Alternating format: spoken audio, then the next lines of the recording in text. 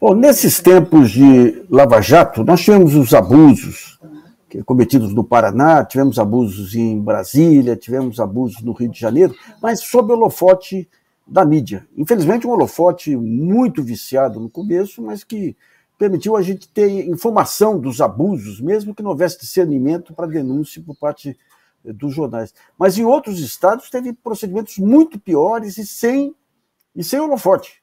E um dos casos mais escabrosos foi a perseguição de que foi alvo o ex-governador da Paraíba, Ricardo Coutinho, que culminou agora com um desembargador que conduziu toda a perseguição a ele aí, processando jornalistas que fizeram um documentário sobre o que ocorreu na Paraíba. O nosso entrevistado é o ex-governador Ricardo Coutinho. Coutinho, obrigado aí por ter aceitado o nosso convite.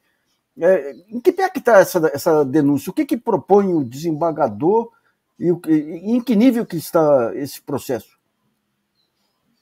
Bom, Nassif, é um prazer falar contigo novamente, né? A Lava Jato da Paraíba, ela se encontra, do ponto de vista processual, da mesma forma que há 4 anos atrás. Até hoje, ninguém foi ouvido. Até hoje, as cautelares não caíram, inclusive aquelas cautelares de não poder falar contra a pessoa. Eu fui candidato ao lado de Estela Bezerra, ao lado de Cida Ramos, ao lado de Márcia Lucena, e nós não podíamos conversar sobre política, inclusive. Nós não podíamos conversar, nós éramos proibidos, somos proibidos, né, em relação a isso. E, ao mesmo tempo, você tem aquele processo que teve o seu ápice, né, em prisões preventivas sem contemporaneidade, sem atualidade, conforme disse o ministro da STJ, no meu caso, Napoleão Nunes Maia, né, no dia 19 de dezembro de 2019, teve aquilo e a mídia, né, essa mídia que se acosta a todos os processos autoritários, não sei se por ideologia ou por medo, a mídia tratou de fazer a sua parte, que era tentar condenar previamente uma parte da política da Paraíba, que, modesta parte, fez o melhor trabalho que aquele Estado já viu até hoje, né? Fez o melhor trabalho. E os tribunais superiores? As questões não chegam para resolver isso aí definitivamente nos tribunais superiores? Porque tem um rito, né? O que chegou no STF, o ministro Gilmar Mendes, que é o relator prevento, ele efetivamente deu o ganho de causa às questões que estavam sendo levantadas. Por exemplo, a gente não tem acesso às supostas provas que o Ministério Público diz ter. Eu estou sendo um dos processos, porque são vários processos, né? A estratégia deles, Nassif, nesse lavajatismo, nesse lawfare, é te encher de processos, congela teus bens, né? Expropria teus ganhos, teus rendimentos, teus salários, te enche de processo e, ao mesmo tempo, não te dá as provas.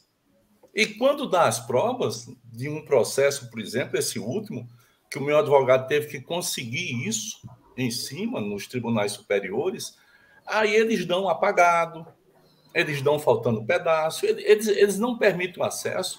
E isso é uma prova inequívoca daquilo que eu venho dizendo há 4 anos, que isso tinha sido a maior pisada de bola do judiciário paraibano, né? Porque não há efetivamente nada, nenhuma prova que, porventura, no meu caso, e eu tenho certeza no caso de outras pessoas, possam nos comprometer.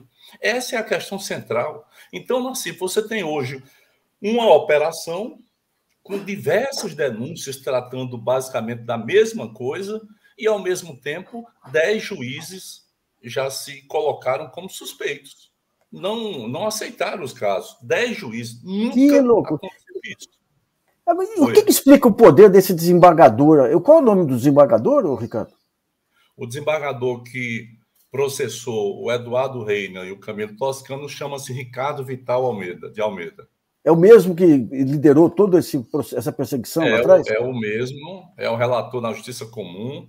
Ele, no caso claramente que era eleitoral, né, que deveria ser analisado pela Justiça Eleitoral, Ele insistiu com isso, passou mais de 2 anos, não conseguiu sequer receber a denúncia, porque a denúncia central até hoje não foi aceita. E o A justiça não tribunal, aceitou. e o Tribunal da E o Paraíba, ministro... o Tribunal da Paraíba não se dá conta da desmoralização que é para a Justiça da Paraíba esse coronelismo, não?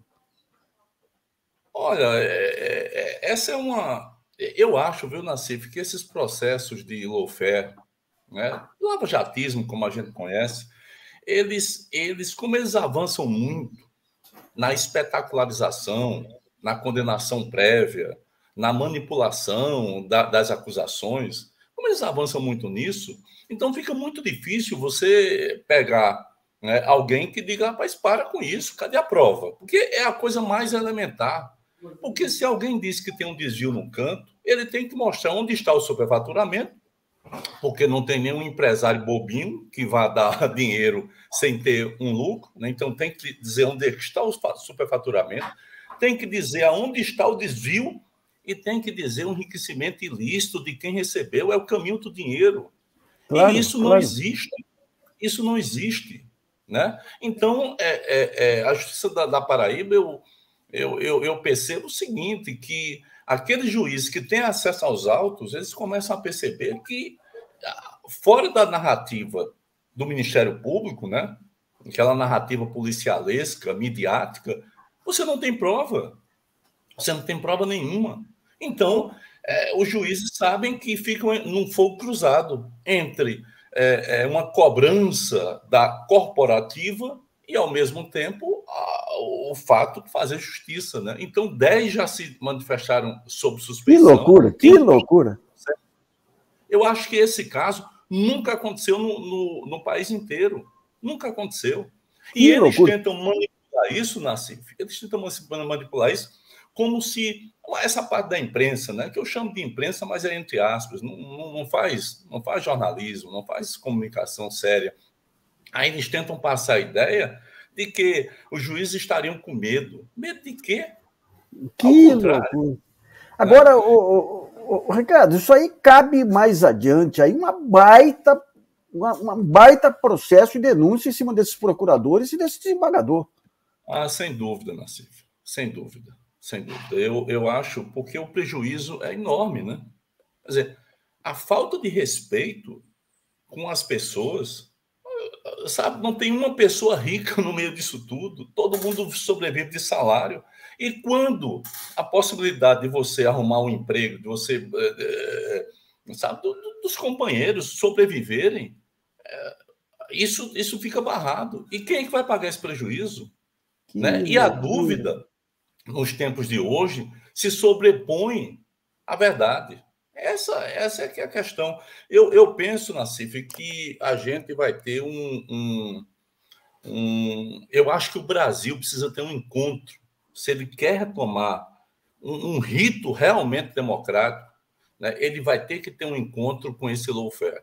Eu acho que o próprio governo vai ter que pautar isso, o Ministério da Justiça tem que pautar isso, porque não tem mais aquele golpe tradicional, não. Não é mais botar o tanque na rua e...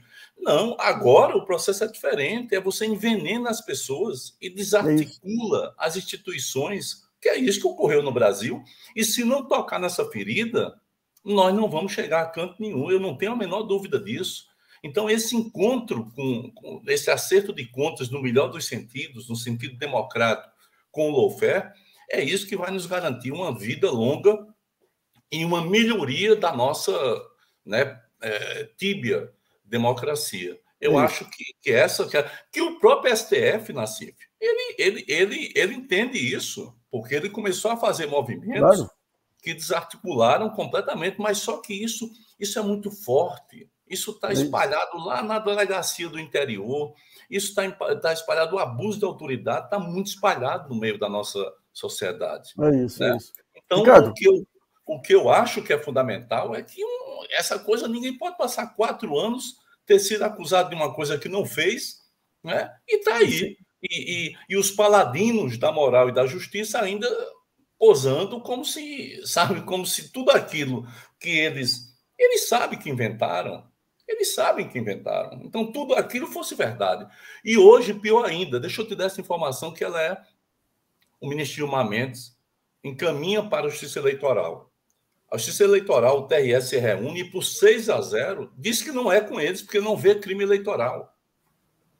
Mas só que a decisão já está dada, vai para o eleitoral, porque, efetivamente, para você ter ideia, em 58 páginas da denúncia inicial, que até hoje não foi aceita, tem a palavra eleição, eleitoral, poder, 217 vezes. Então, o ministro Gilmar Mendes manda para o eleitoral, o TRE recorre ao TSE, ou seja, ninguém quer, a Justiça Comum não quer mais, a eleitoral não quer, e as pessoas estão assim, né, exigindo justiça, claro, não essa justiça midiática, manipulada, né, mas justiça verdadeira, porque sabe, repito, não é só pelos nossos casos, e sim pelos casos de centenas de outros companheiros, né, e ao mesmo tempo pela própria democracia, né, pelo Claro, rito claro. nacional. Ricardo, queria agradecer a sua entrevista e parabéns pela sua resiliência aí, pela sua resistência aí, por não se curvar aí a esses ditadores de toga aí que, Jamais, amigo. infelizmente, infestam o país. Um grande abraço para Jamais. você, para a Um abraço esposa. grande, Nassif. Nos Parabéns, vemos. e parabéns pelo filhinho que acabou de nascer. Ah, rapaz, bacana. Tá aqui cheio de saúde. Ele e a Amanda. Um Muito abraço. obrigado.